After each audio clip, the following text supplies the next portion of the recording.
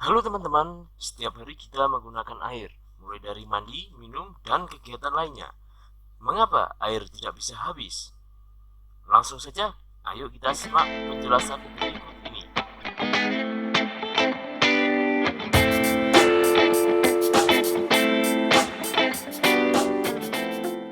Ya, air tidak akan habis karena ada siklus air.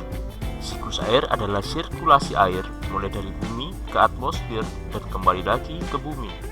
Dalam siklus air ada beberapa tahapan.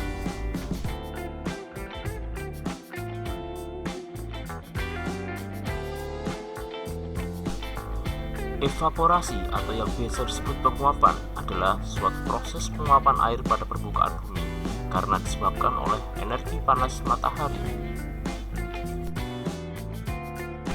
Seluruh air baik di daratan dan lautan akan mengalami proses penguapan.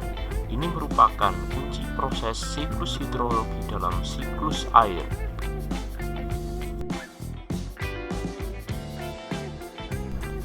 Sedangkan transpirasi merupakan proses penguapan yang dilakukan oleh tanaman. Akar tanaman menyerap air dari dalam tanah, kemudian didorong ke daun untuk digunakan dalam proses fotosintesis.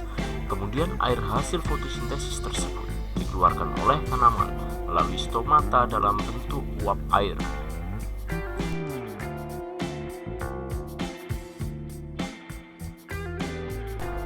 Selain evaporasi dan transpirasi, ada tahap lain yang disebut sebagai sublimasi.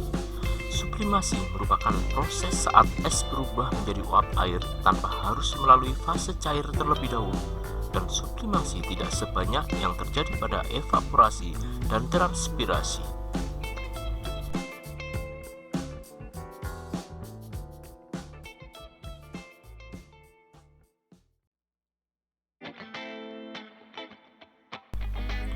Kondensasi merupakan proses berubahnya uap air menjadi partikel-partikel es.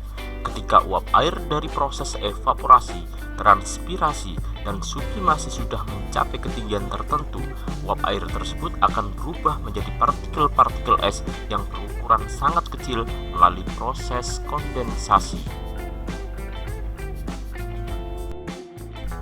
Perubahan wujud ini terjadi karena pengaruh suhu udara yang sangat rendah saat berada di ketinggian tersebut. Partikel-partikel es yang terbentuk tersebut akan saling mendekati satu sama lain dan bersatu hingga membentuk sebuah awan.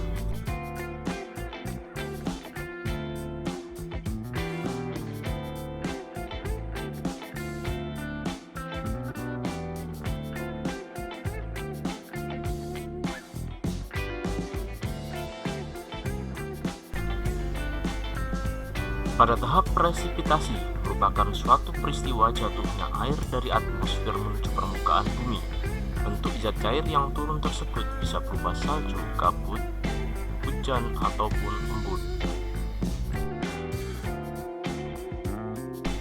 Terjadi presipitasi ini merupakan suatu peristiwa yang bersifat klimatik atau alamiah.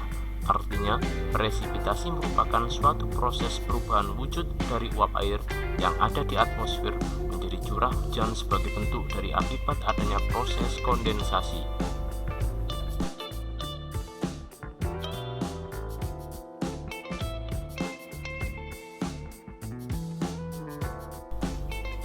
Air hujan yang telah turun di permukaan bumi akan mengalami tahapan yang disebut sebagai limpasan, yaitu suatu proses air mengalir di atas permukaan bumi. Air tersebut berpindah dan bergerak dari tempat yang tinggi ke tempat yang rendah, mengalir melalui sungai, danau, dan akhirnya di lautan. Air yang tidak mengalami limpasan akan mengalami fase yang disebut sebagai infiltrasi, yaitu suatu proses masuknya air ke dalam tanah. Air tersebut akan merembes dan menjadi air tanah. Air tanah inilah yang akan menjadi cadangan air di permukaan bumi. Daur air tersebut telah terjadi sejak lautan terbentuk, dan selama berjuta-juta tahun hingga pada saat ini, daur air tidak mengalami perubahan. Apabila manusia pintar dalam menjaga keseimbangan alam, air akan selalu tersedia untuk dapat memenuhi kebutuhan semua makhluk hidup.